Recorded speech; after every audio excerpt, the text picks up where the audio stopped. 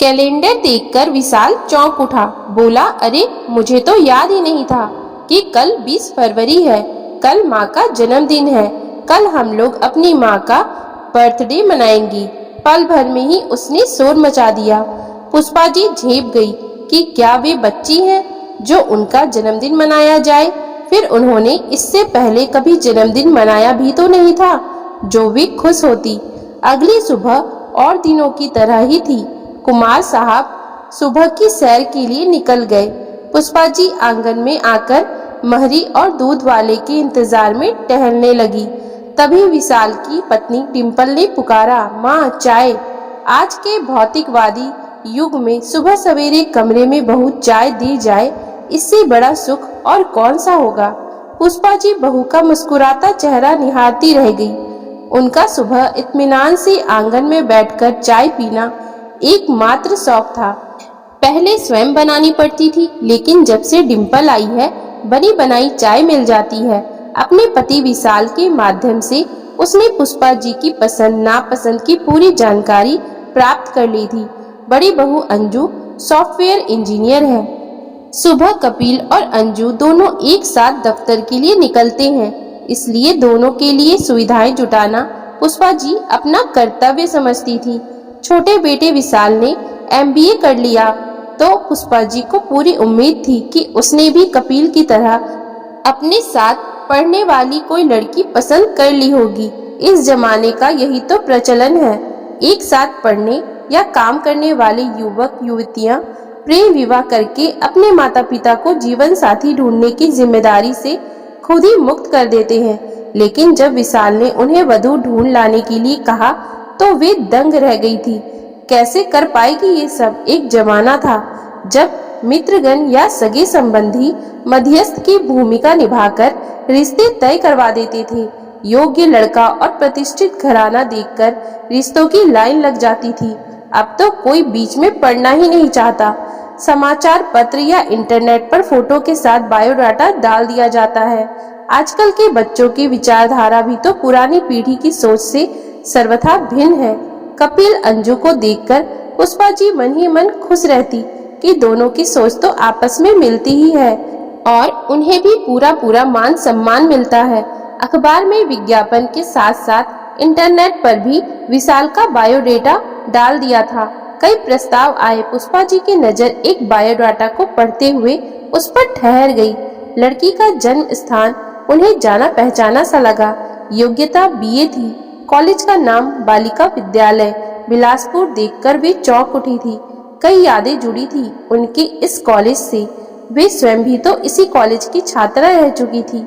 उसी कॉलेज में जब वे सितार वादन का पुरस्कार पा रही थी, तब समारोह के बाद कुमार जी ने उनका हाथ मांगा तो उनके माता पिता ने तुरंत हामी भर दी थी।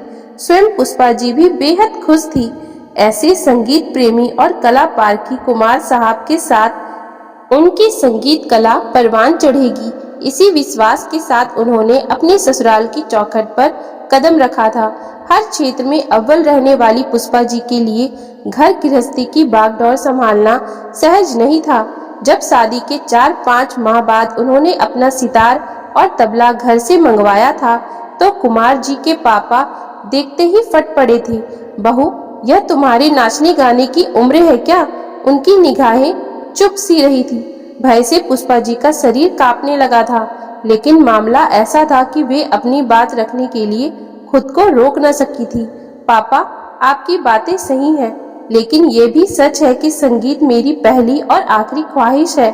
देखो बहू, इस खानदान की परंपरा और प्रतिष्ठा के समक्ष व्यक्तिगत रुचियों और इच्छाओं का कोई महत्व नहीं है। तुम्हें स्वयं को बदलना ही होगा। कहकर पापा चले गए थे। पुष्पा जी घंटों बैठी रही थी। सोच नहीं रहा था कि क्या करे क्या नहीं। शायद कुमार जी कुछ मदद करे। मन में जब ये ख्याल आया तो कुछ तसल्ली हुई थी। उस दिन वे काफी देर से घर लौटे थे। तनिक रूठी हुई भाव मुद्रा में पुष्पा जी ने कहा, जानते हैं आज क्या हुआ? हाँ, पापा बता रहे थे तो उन्हें समझाइए ना। पुष्पा, यहाँ कहाँ सितार बजाओगी? बाबूजी न जाने क्या कहेंगे। जब कभी मेरा तबादला इस शहर से होगा तब मैं तुम्हें सितार खरीद दूंगा, तब खूब बजाना। कह कुमार जी तेजी से कमरे से बाहर निकल गए। आखिर उनका तबादला भोपाल हो ही गया। कुमार जी को मनचाहा कार्य मिल गया। जब घर पूरी तरह से व्यवस्थित हो गया और एक पटरी पर चलने लगा तो एक दिन पुष्पा जी ने दबी आवाज में सितार की बात छेड़ी। कुमार जी हंस दिए। अब तो तुम्हारे घर दूसरा ही सितार आने वाला है, पहले उसे पालो पोसो, उसका संगीत सुनो। कपिल गोद में आया तो पुष्पा जी उसके संगीत में लीन हो गई। जब वह स्कूल जाने लगा तब फिर सितार की याद आई उन्हें। पति से कहने की सोच ही रही थी कि फिर उल्टियां होने लगी। विशाल के गोद में आ जाने के बाद तो वे और व्यस्त हो गई। दो दो बच्चों का काम, अवकाश के क्षण तो कभी मिलते ही नहीं थे। विशाल भी जब स्कूल जाने लगा तो थोड़ी राहत मिली। एक दिन रेडियो पर सितार वादन चल रहा था। पुष्पा जी तन्मय होकर सुन रही थी। पति चाय पी रहे थे। बोले, अच्छा लगता है ना सितार वादन? हाँ, ऐसा बजा सकती हो? ऐसा कैसे बजा सकूंगी, अभ्यास ही नहीं है। अब तो थोड़ी फुर्सत मिलने लगी है। सितार ला दोगे तो अभ्यास शुरू कर दूंगी। पिछला सीखा हुआ फिर से याद आ जाएगा। अभी फालतू पैसे बर्बाद नहीं करेंगे। मकान बनवाना है ना? मकान बनवाने में वर्षों लग गए। तब तक बच्चे भी सयाने हो गए। उन्हें पढ़ाने लिखाने में अच्छा समय बीत जाता था। डिम्पल का बायोडेटा और फोटो सामने आ गया तो उसने फिर से उन्हें अपने अतीत की याद दिला दी थी। लड़की की माँ का नाम मीरा जाना पहचाना सा था।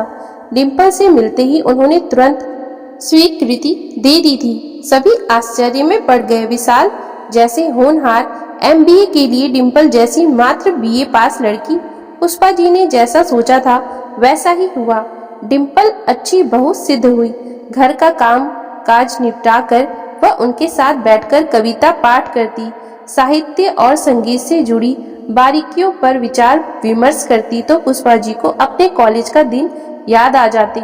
आज भी पुष्पा जी रोज की तरह अपने काम में लग गई। सभी तैयार होकर अपने अपने काम पर चले गए। किसी ने भी उनके जन्मदिन के विषय में कोई प्रसंग नहीं छेड़ा। पुष्पा जी के मन में आशंका जागी कि कहीं ये लोग उनका जन्मदिन मनाने की बात भूल तो नहीं गए। हो सकता है सबने ये बात हंसी मजाक में ही की हो और अब भूल गए हो। अब तो किसी ने चर्चा तक नहीं की। शाम ढलने को थी। डिम्पल पास ही खड़ी थी, हाथ बटाने के लिए। दही बड़े, मटर पनीर, गाजर का हलवा और पूरी कचौड़ी बनाए गए। दाल छौंकने भर का काम उसने पुष्पा जी पर छोड़ दिया था।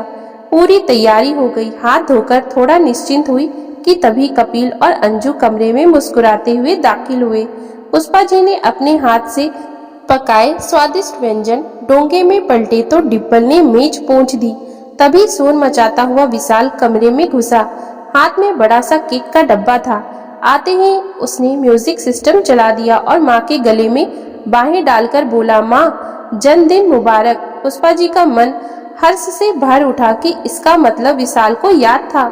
मेज पर केक सजा था, साथ में मोमबत्तियां भी जल रही थी। कपिल और अंजू के हाथों में खूबसूरत गिफ्ट पैक थी। यही नहीं, एक फूलों का बुके भी था। पुष्पा जी अनमने सी आकर सबके बीच बैठ गई। उनकी पोती कृति ने कूदते फांदते सारे पैकेट खोल डाले थे। यह देखिए माँ, मैं आपके लिए क्या लेकर आई हूँ। ये नॉन स्टिक कुकवेयर सेट है। इसमें कम घी तेल में कुछ भी पका सकती हैं आप। अंजू ने दूसरा पैकेट खोला, फिर बेहद विनम्र स्वर में बोली, और ये है जूसर अटैचमेंट। मिक्सी तो हमारे पास है ही। इस अटैचमेंट से आपको बेहद सुविधा हो जाएगी। कुमार जी बोले, क्या बात है पुष्पा, बेटे बहू ने इतने महंगे महंगे उपहार दिए, तुम्हें तो खुश होना चाहिए। पति की बात सुनकर पुष्पा जी की आंखें नम हो गई। ये उपहार एक गृहिणी के लिए हो सकते हैं, माँ के लिए हो सकते हैं, पर पुष्पा जी के लिए नहीं हो सकते। आंसुओं को मुश्किल से रोककर वे बैठी रही। मन की गहराइयों में स्तंभता छाती जा रही थी। सामने रखे उपहार उन्हें अपने नहीं लग रहे थे। मन में आया कि चीख कर कहे कि अपने उपहार वापस ले जाओ, नहीं चाहिए मुझे ये सब। रात होते होते पुष्पा जी को अपना सिर भारी लगने लगा। हल्का हल्का सिर दर्द भी महसूस होने लगा था। कुमार जी रात का खाना खाने के बाद बाहर टहलने चले गए। बच्चे अपने अपने कमरे में टीवी देख रहे थे। आसमान में धुंधला सा चांद निकल आया था। उसकी रोशनी पुष्पा जी को हौले से स्पर्श कर गई। वे उठकर अपने कमरे में आकर आराम कुर्सी पर बैठ गईं। आंखें बंद करके अपने आप को एकाग्र करने का प्रयत्न कर रही थी। तभी किसी ने माथे पर हल्के से स्पर्श किया और मीठे स्वर में पुकारा, माँ। चौंक कर पुष्पा जी ने आंखें खोली तो सामने डिम्पल को खड़ा पाया। यहाँ अकेली क्यों बैठी हैं? बस यूं ही, धीमे से पुष्पा जी ने उत्तर दिया। डिम्पल थोड़ा संकोच से बोली, मैं आपके लिए कुछ लाई हूँ माँ। सभी ने आपको इतने सुंदर सुंदर उपहार दिए। आप माँ है सबकी, परंतु ये उपहार मैं माँ के लिए नहीं, पुष्पा जी के लिए लाई हूँ, जो कभी प्रसिद्ध सितार वादक रह चुकी हैं। वे कुछ बोली नहीं, हैरान से डिम्पल का चेहरा निहारती रह गई। डिम्पल ने साहस बटोरकर पूछा, माँ, पसंद आया मेरा ये छोटा सा उपहार? चिहुक उठी थी पुष्पा जी। उनके इस धीर गंभीर अंतर्मुखी रूप को देखकर कोई ये कल्पना भी नहीं कर सकता कि कभी वे सितार भी बजा सकती थी, सुंदर कविताएं कहानियां लिखा करती थी। उनकी योग्यता का मापदंड तो रसोई में खाना पकाने, घर गृहस्थी को सुचारू रूप से चलाने तक ही सीमित रह गया था। फिर डिम्पल को इस विषय की जानकारी कहाँ से मिली? इसने उनके मन में क्या उमड़ घुमड़ रहा है कैसे जान लिया? हाँ, मुझे मालूम है कि आप एक अच्छी सितार वादक हैं। लिखना, चित्रकारी करना आपका शौक है। पुष्पा जी सोच में पड़ गई थी कि जिस पुष्पा जी की बात डिम्पल कर रही है, उस पुष्पा को तो वे खुद भी भूल चुकी हैं। अब तो खाना पकाना, घर को सुव्यवस्थित रखना, बच्चों के टिफिन तैयार करना, बस यही काम उनकी दिनचर्या के अभिन्न अंग बन गए हैं। डिग्री धूल चाटने लगी है। फिर बोली, तुम्हें कैसे मालूम ये सब? मालूम कैसे नहीं होगा, बचपन से ही तो सुनती आई हूँ। मेरी माँ जो आपके साथ पढ़ती थी, कभी बहुत प्रशंसा करती थी आपकी। कौन? मीरा? पुष्पा जी ने अपनी याददाश्त पर जोर दिया। यही नाम तो लिखा था बायोडेटा में। बचपन में दोनों एक साथ पढ़ी, एक साथ ही ग्रेजुएशन भी किया। पुष्पा जी की शादी पहले हो गई थी, इसलिए मीरा के विवाह में नहीं जा पाई थी। फिर घर गृहस्थी के दायित्वों के निर्वहन में ऐसी उलझी ही चली गई। धीरे धीरे बचपन की यादें धूमिल पड़ती चली गई। डिम्पल के बायोडेटा पर मीरा का नाम देखकर उन्होंने तो यही सोचा था कि होगी कोई दूसरी मीरा। कहाँ जानती थी कि डिम्पल उनकी घनिष्ठ मित्र मीरा की बेटी है। बारात में भी गई नहीं थी। जाती तो थोड़ी बहुत जानकारी जरूर मिल जाती उन्हें। बस इतना जान पाई थी कि पिछले माह कैंसर रोग से मीरा की मृत्यु हो गई थी। डिम्पल अब भी कह रही थी, ठीक ही तो कहती थी माँ की हमारे साथ पुष्पा नाम की एक लड़की पढ़ती थी। वह जितनी सुंदर उतनी ही होनहार और प्रतिभाशाली भी थी। मैं चाहती हूँ तुम भी बिल्कुल वैसी ही बनो, मेरी सहेली पुष्पा जैसी।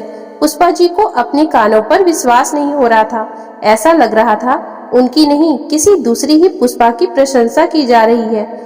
लेकिन सच को झुटलाया भी तो नहीं जा सकता। कानों में डिम्पल के शब्द अब भी गूंज रहे थे।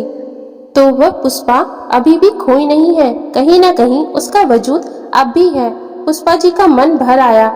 शायद उनका अचेतन मन यही उपहार चाहता था। फिर भी तसल्ली के लिए पूछ लिया था उन्होंने, और क्या कहती थी तुम्हारी माँ? यही कि तुझे गर्व होना चाहिए जो तुझे पुष्पा जैसी सास मिली। तुझे बहुत अच्छी सास मिली है, तो बहुत खुश रहेगी। माँ, सच कहूँ तो मुझे विशाल से पहले आपसे मिलने की उत्सुकता थी। पहले क्यों नहीं बताया? डिम्पल की आंखों में झांककर पुष्पा जी ने हंसकर पूछा। कैसे बताती? मैं तो आपके इस धीर गंभीर रूप में उस चंचल हंसमुख पुष्पा को ही ढूंढती रही इतने दिन।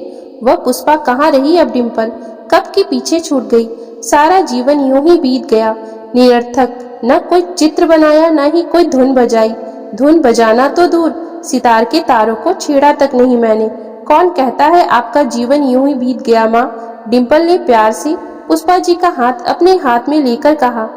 आपका ये सजीव घर संसार किसी भी धुन से ज्यादा सुंदर है, मुखर है, जीवंत है। घर तो सभी का होता है। पुष्पा जी धीरे से बोली, इसमें मेरा क्या योगदान है? आपका ही तो योगदान है माँ। इस परिवार की बुलंद इमारत आप ही के त्याग और बलिदान की नींव पर टिकी है। अभिभूत हो गई पुष्पा जी, मंत्रमुग्ध हो गई कि कौन कहता है भावुकता में निर्णय नहीं लेना चाहिए। उन्हें तो उनकी भावुकता ने ही डिम्पल जैसा दुर्लभ रत्न थमा दिया। यदि डिम्पल न होती तो क्या बरसों पहले छूट गई पुष्पा को फिर से पा सकती थी। उसके दिए सितार को उन्होंने ममता से सहलाया, जैसे बचपन के किसी संगी साथी को सहला रही हो।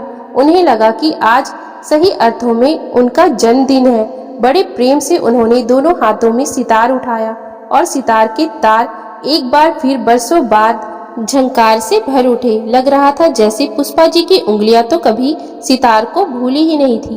पुष्पा जी का मन प्रफुल्लित हो चुका था। धुन की आवाज सुनकर सभी घर वाले पुष्पा जी की तरफ भागते हुए आए और उन्हें इतना शानदार सितार बजाता हुआ देखकर सभी आश्चर्यचकित रह गए।